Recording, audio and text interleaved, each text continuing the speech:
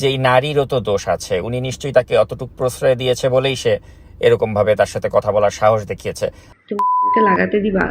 তুষারের সাথে ফোনালাপে ওপাশে কে ছিলেন এ নিয়ে মুখ খুললেন এনসিপি নেত্রী নীলা ইশরাফিল।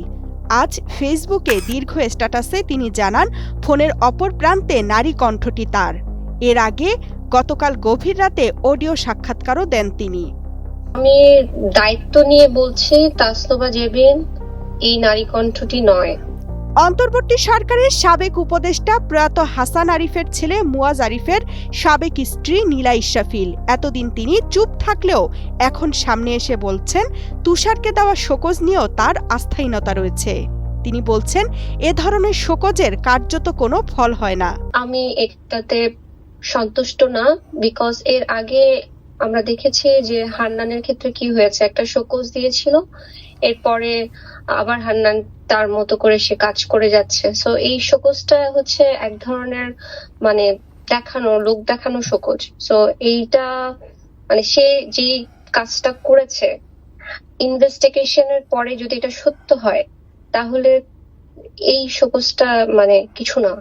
তার দিক থেকে আশকারা ছিল কিনা এমন বিষয়টিকে জঘন্য মিথ্যাচার বলে আখ্যা দেন। আমি কেন প্রশ্রয় দিব, মানে আমাকে কেন বলছেন, আমি কেন প্রশ্রয় দিব? মানে দুজনের সম্মতিতে কোনো কিছু ঘটে তাহলে তো সেই মেয়েটি ওই কথাগুলো, ওই কথোপকথন রেকর্ডে রাখবে না। আর এই মেয়েটা বারবার বলছিল এটা খুবই জঘন্য, এরকম বলছিল, তাহলে এই মেয়েটা তো জঘন্য শব্দটা ব্যবহার করবে না, তাই না? আগে রাজনীতিতে যুক্ত না থাকলেও জুলাইকে কাছ থেকে দেখার পর শুধু তিনি রাজনীতিতে যুক্ত হন। এই ইস্যুতে এনসিপির পদক্ষেপের উপরই নির্ভর করছে তিনি রাজনীতি কন্টিনিউ করবেন কিনা। ওয়ালটন আবারও মিলিনিয়ার অফারে ওয়ালটন ফ্রিজ কিনে আপনিও হয়ে যেতে পারেন মিলিয়নিয়ার। মিলিনিয়ার ছড়াছড়ি দেশ জুড়ে, এটা শুধু ওয়ালটনই পারে। জাতীয় নাগরিক পার্টির যুগ্ম আহ্বায়ক সারোয়ার তুষারের সঙ্গে আলোচিত ফোনালাপে অনেকেই ভুল করে যুগ্ম আহ্বায়ক তাসনুভা জাবিনকে অভিযুক্ত করেন। এ ঘটনার প্রতিবাদ জানিয়েছেন তাসনুভা।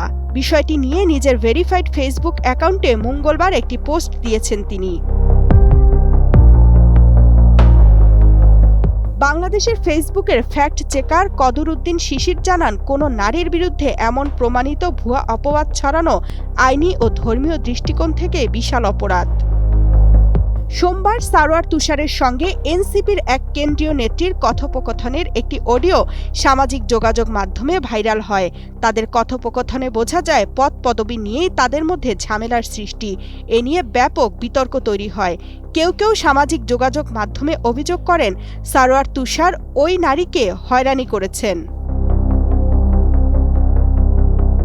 এদিকে নৈতিক স্খলনের অভিযোগ উত্থাপিত হওয়ায় সারোয়ার তুষারকে কারণ দর্শানোর নোটিশ দেওয়া হয়েছে। মঙ্গলবার যুগ্ম সদস্য সচিব সালেউদ্দিন সিফাতের স্বাক্ষরিত এক বিজ্ঞপ্তিতে এই নোটিশ দেওয়া হয়।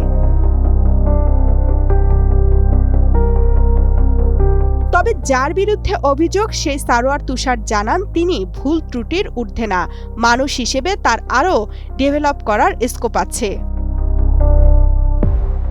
তামান্না তাহসিন খান, কালের কণ্ঠ।